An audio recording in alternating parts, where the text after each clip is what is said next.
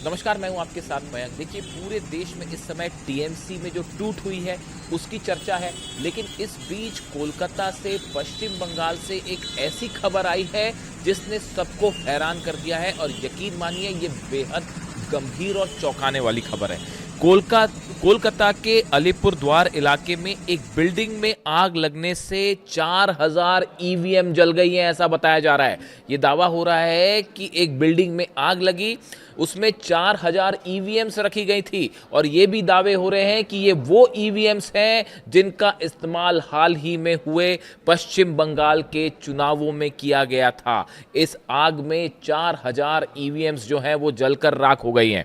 आग लगने के बाद लगभग 24 घंटे तक फायर सर्विस के कर्मचारी आग बुझाने में जुटे रहे।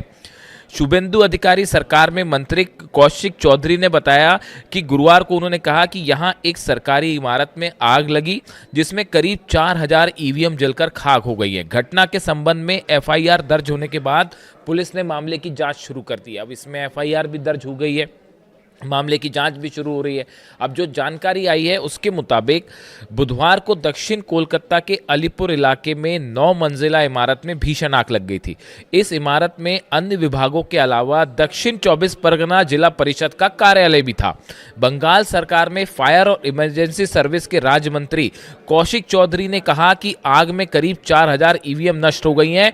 इन ईवीएम का इस्तेमाल राज्य में इस साल हुए विधानसभा चुनावों के दौरान 10 निर्वाचन क्षेत्रों में किया गया था, ऐसी बात निकलकर सामने आ रही है।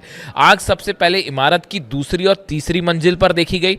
अभी यह साफ नहीं है कि आग 9वीं और 10वीं मंजिल तक कैसे पहुंच गई। अब देखिए, ये बड़ी गौर करने वाली बात है और हैरान करने वाली बात है कि आग स्टार्ट होती है दूसरी और तीसरी मंजिल से, बीच की मंजिलों को नुकसान नहीं होता, लेकिन 9वीं और 10वीं मंजिल पर भी आग पहुंच जाती है, बीच में नहीं पहुंचती आग। ये बड़ा हैरान करने वाला मामला है और इसके बाद अब इसकी फॉरेंसिक जांच हो रही है।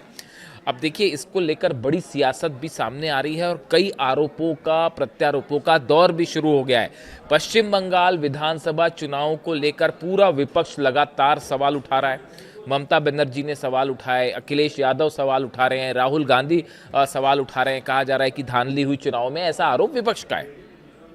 उसके बीच अब ये घटना सामने आना, आग लग जाना, उसमें 4000 ईवीएम जलकर राख हो जाना, इस तरह का दावे हो रहे हैं। इसको लेकर ये सवाल उठने लग गए हैं कि क्या ये हादसा था या आग लगाई गई, जानबूझकर आग लगाई गई, और इससे किसको फायदा हो सकता है। देखिए, बड़ा सवाल ये है कि दूसरी और तीसरी मंजिल, जैसा बताया जा रहा है कि दूसरी और तीसरी मंजिल पर आग लगती है, लेकिन वो आग जो है चौथी, पांचवी, छठी मंजिल पर नहीं लगती और उसके बाद जो है ऊपर की मंजिलों में आग लग जाती है। तो ये भी बड़ा हैरान करने वाला है कि अगर नीचे से आग शुरू हुई तो फिर उसके बीच की मंजिलों में नहीं लगी और ऊपर कैसे लग सकती है।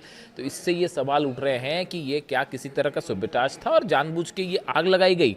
इसकी अब जांच हो रही है, फॉरेंसिक रिपोर्ट भी सामने आएगी, फॉरेंसिक जांच भी हो रही है। लेकिन बड़ा सवाल ये है कि 4000 ईवीएम जल जाना अपने आप में एक बहुत बड़ा घटना है ये, और इसमें ये भी सवाल है कि क्या इसमें डेटा सब भी जल के राख हो गए होंगे। इस तरह के भी तमाम सवाल खड़े हो गए हैं। फिलहाल इसकी जांच चल रही है, इसमें अभी क्या निकल के आता है इस पर नज़र रहेगी। लेकिन अब इसको लेकर पश्चिम बंगाल समेत दिल्ली तक अगले चंद दिनों में सियासत देखने को मिलेगी, ये बात तय है। अब ये हादसा है या साजिश है, इसका इंतज़ार करना होगा।